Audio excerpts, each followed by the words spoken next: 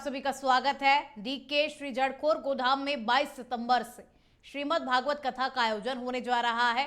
मलूक पीठाधीश्वर राजेंद्र दास देवाचार्य जी महाराज कथा वाचन करेंगे और इस दौरान श्रीमद् भागवत कथा के साथ में कई धार्मिक अनुष्ठान भी होंगे और नृत्य, पंचदेव पूजन, भजन संध्या, रामाचार्य महायज्ञ का आयोजन भी होगा। और वहीं इस पूरे आयोजन की रूपरेखा को लेकर के इंडिया अहेड ने श्री जड़खोर गोधाम परिवार के सज्जन शर्मा से खास बातचीत की। आइए सुनते हैं।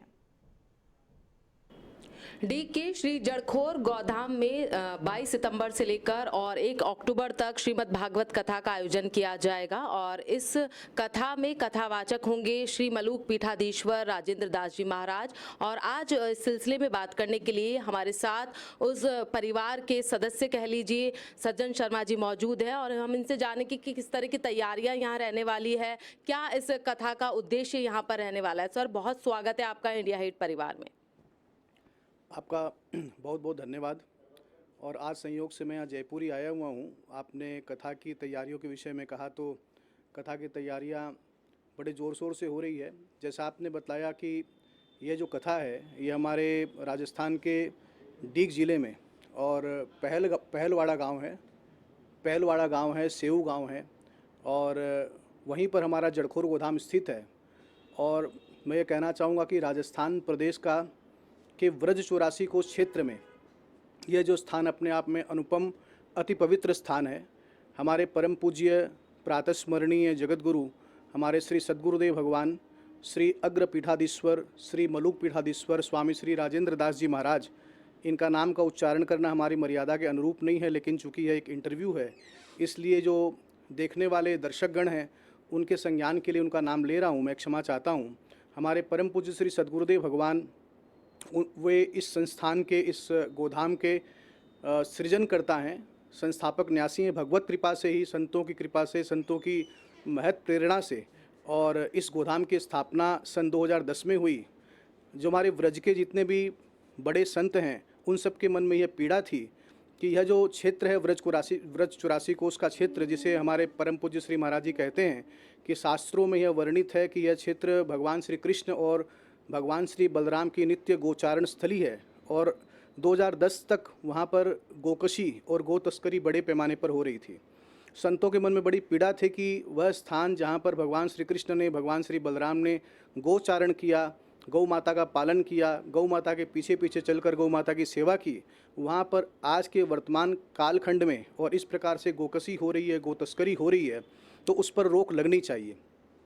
आप सब जानते हैं कि जब तक गो आश्रय स्थल नहीं होगा तब तक प्रशासन भी बहुत चेष्टा नहीं करता है, क्योंकि प्रशासन के पास भी भूमि की कमी होने के कारण से, आश्रय स्थल की कमी होने के कारण से प्रशासन कहाँ तक गो तस्करों के ऊपर में अंकुश लगाएगा। तो महाराज जी ने संतों की इस प्रेरणा से प्रेरित होकर और भगवान की प्रेरणा मानते हुए ही इस गोधाम की स्थापना 2010 में की और तब से लगातार आज 15 वर्षों से सतत निरंतर यह महाराज जी का प्रयास रहा है कि ये श्री जड़खोर गोधाम व्रज क्षेत्र का ही नहीं बल्कि भारतवर्ष का एक अनुपम गोधाम बने।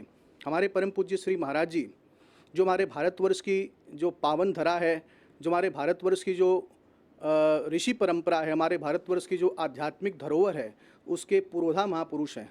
और हमारे महाराज जी को जितने भी संत समुदाय हैं उनके वो पुरोधा महापुरुष तो हैं ही, सभी संत उनका हृदय से सम्मान करते हैं।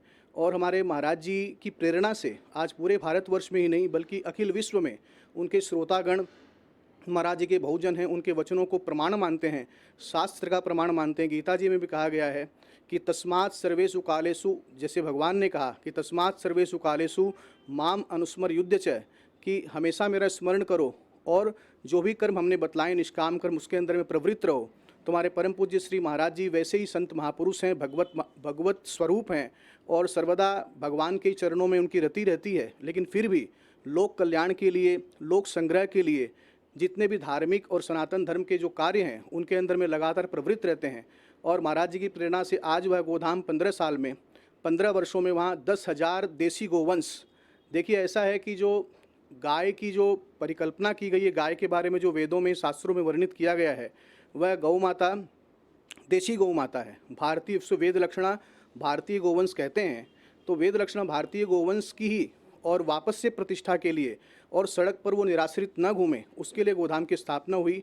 आज वहाँ व्रत 84 कोष क्षेत्र के अंदर में जब लोग वहाँ व्रत 84 कोष में भ्रमण के लिए आते हैं, संतों के आश्रमों में संतों का दर्शन करने जाते हैं, वहाँ के देवालयों में देवताओं के भगवान का दर्शन करने के लिए जाते हैं, तो एक मन में सबके पीड़ा यह रहती है कि सड़क पर हजारों हजार निराश्रित गोवंश घूम रहे हैं और वे गोवंश प्रताड़ना का शिकार बनते हैं, क्योंकि उन्हें कहीं आश्रय नहीं मिलता है, खेतों में जाते हैं, किसानों की फसल भी बर्बाद होती है और आर्थिक नुकसान होने पर लोग उग्र रूप धारण कर कर उन पर प्रताड़ना करते हैं और कहीं ना कहीं रोड पर एक्सीडेंट वगैरह भी होते हैं।